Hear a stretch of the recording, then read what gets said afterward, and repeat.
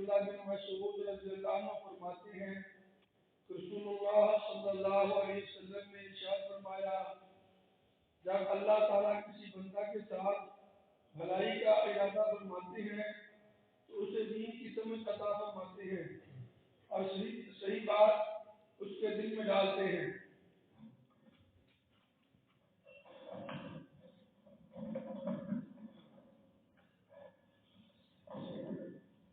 صلی اللہ علیہ وسلم معروف حدیث ہے کہ من یرد اللہ بہ خیر یفقہہ فی الدین، جب اللہ کسی سے خیر کا ارادہ کرتے ہیں تو اس کو دین کی سمجھ عطا فرماتے ہیں۔ اصل میں جو دنیا کا معاملہ ہے یہ تو لگا بندہ ہے۔ اللہ نے دنیا جس کے لیے لکھ دی ہے وہ پاگل بھی کیوں نہ ہو تب بھی اس کو ملتی ہے، جاہل ہو تب بھی ملتی ہے، کوئی بھی ہو کیا ہو گیا ہاں اس کو دنیا ملے۔ ہم دنیا میں دیکھتے ہیں کہ دنیا مہارت پر، تعلیم پر، حسن پر، قوم پر، قبیلے پر، اس پر نہیں ملتی، اللہ کی تقسیم پر ملتی، بالکل صاف نظر آتا ہے۔ وہ آدمی سمجھے کہ میں اتنا پڑھ جاؤں تو مجھے زیادہ دنیا میں، ایسا کچھ نہیں ہے۔ وہ نہ پڑھتا تب بھی اس کو اتنی ملنی تھی۔ جو دنیا میں ان پڑھ زیادہ ہے پورے عالم میں، پڑھے لکھے کم ہیں۔ یہ صحیح کروڑ پیچھے کدھر بڑھتا ہے نو،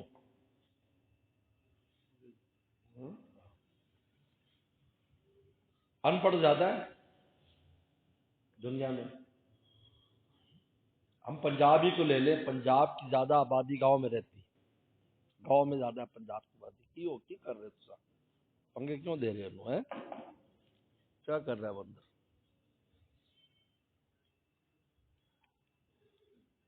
اب پنجاب کی اکثر آبادی گاؤں میں رہتی، گاؤں میں تعلیم کم ہے، ان کو روٹی نہیں مل رہی، بولو روٹی مل رہی ہے۔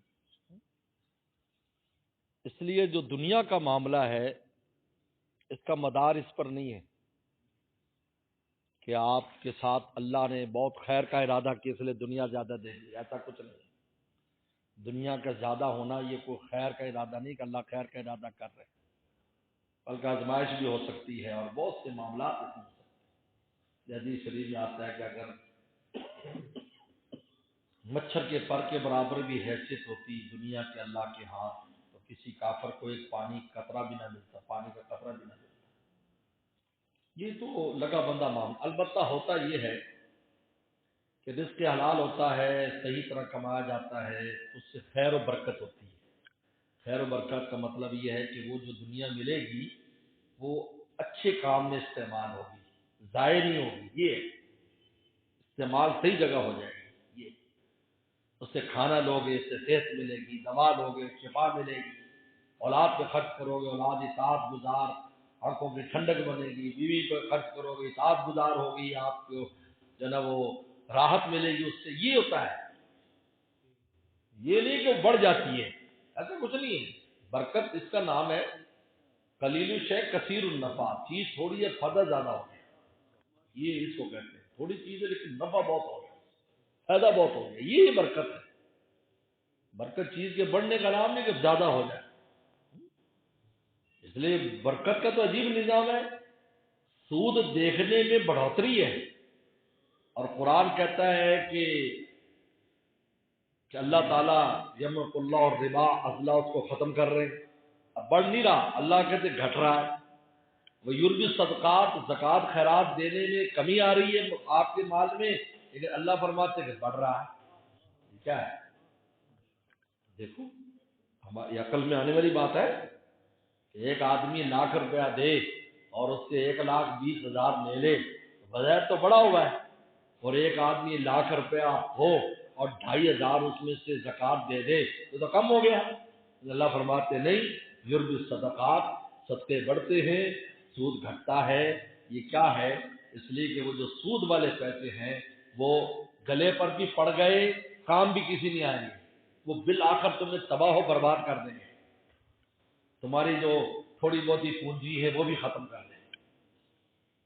اور صدقہ برکت، جو آپ کے جو ہے 97,500 روپے بچے 2,500 دینے کے بعد وہ 97,000 1.5 लाख के बराबर है, 2 लाख के बराबर आपका काम कर रहे हैं।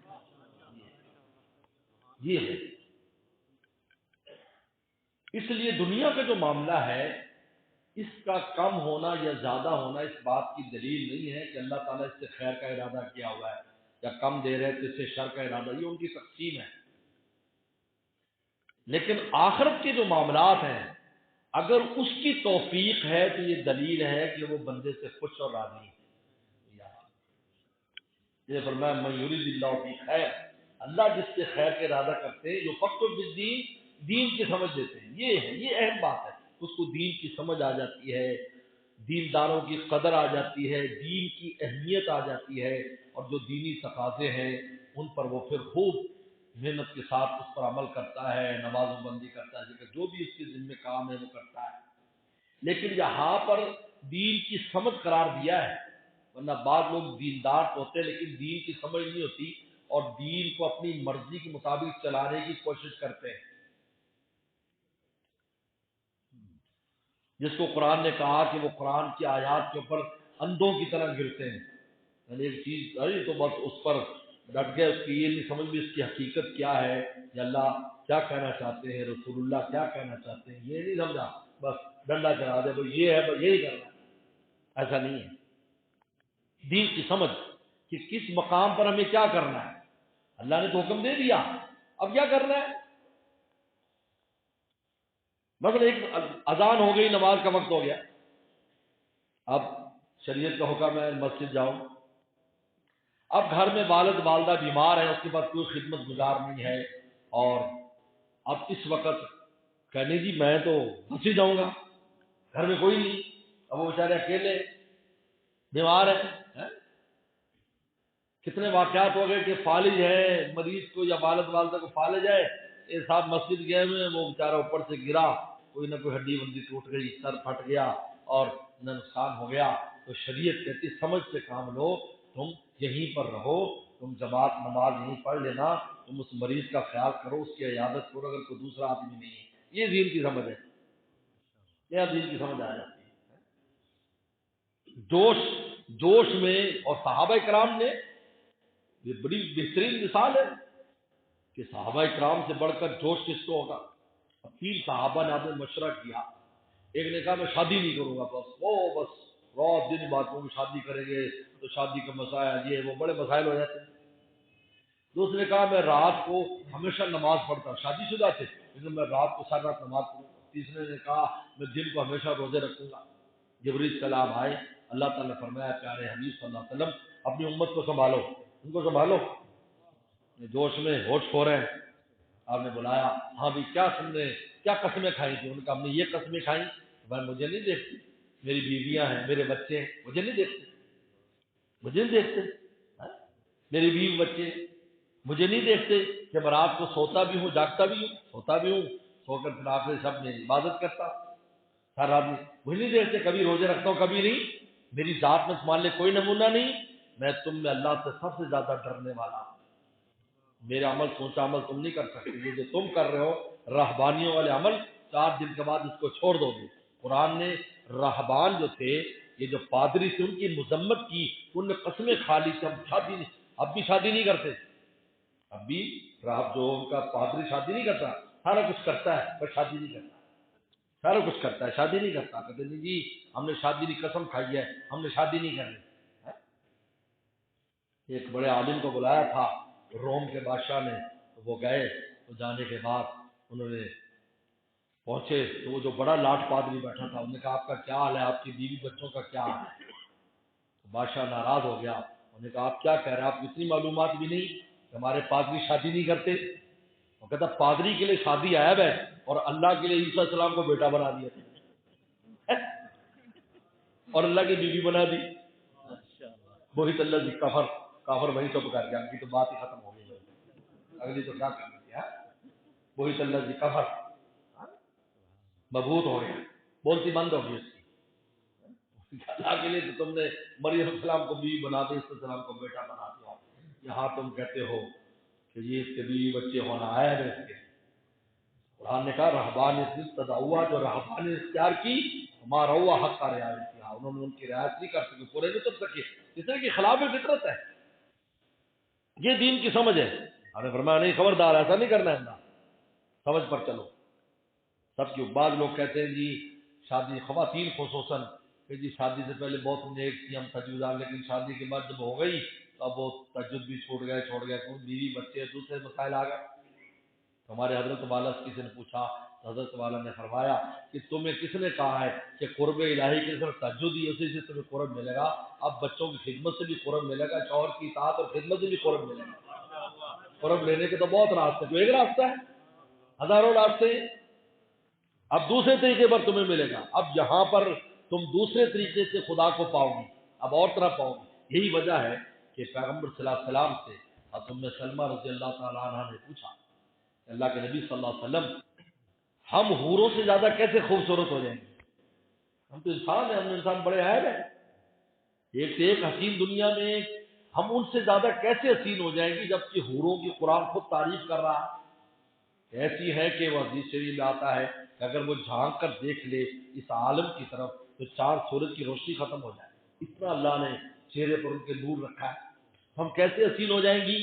تو رسول نے بڑی خوبصورت بات فرمایا انہوں نے نمازوں کا مجاہدہ نہیں کیا، روزے کا مجاہدہ نہیں کیا، شوہر کی خدمت کا مجاہدہ نہیں کیا، بچے پالنے کا مجاہدہ نہیں کیا، جہاد فی سبیل اللہ کا مجاہدہ نہیں کیا، روزے کا مجاہدے نہیں کیے، کہا کہ یہ مجاہدات جو تم دنیا میں کر رہی ہو اس کا نور جو ہوگا وہ حوروں کے پاس نہیں ہوگا، اس سے فرق ہو جائے گا، یہ نور کی وجہ سے تمہارا حسن بڑھ جائے گا۔ آپ بتائیے، تو یہ متعین کرنا کہ مولا اسی سے ملے گا دوسرے راستے سے، ایسا نہیں ہے۔ اس لیے ہم نے اپنے استاد سے سنا، بعد میں ہم نے کتابوں میں بھی پڑھا، فرمایا کرتے تھے کہ جتنا انسان سانس لیتا ہے نا، سانس زندگی میں، اس سے بھی زیادہ اللہ کا قرب پانے کے راستے اللہ نے رکھے انسان۔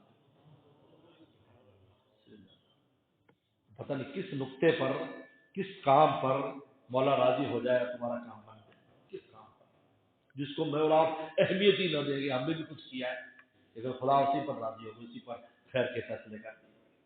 یہ من یرید اللہ بھی خیفا، اور یہ علماء کی صحبت سے آتا ہے، یہ مزاج صحبت سے آتا ہے۔ سنو، اکیلے بیٹھ کر نہیں، لوگ ورنہ کتابیں پڑھ پڑھ کے خود بھی گمراہ ہو رہے ہیں، لوگوں کو گمراہ کر رہے ہیں۔ جی ہم نے کتاب میں پڑھا ہے، بھائی کتاب میں جو پڑھا ہے اس کو سمجھنے کے لیے بھی اگر خالی کتاب سے ہی سمجھ ہوتی تو عربوں کی طرف قرآن ویسے ہی بھیج دیتے، اس کو سمجھانے والا رسول نہ بھیجتے۔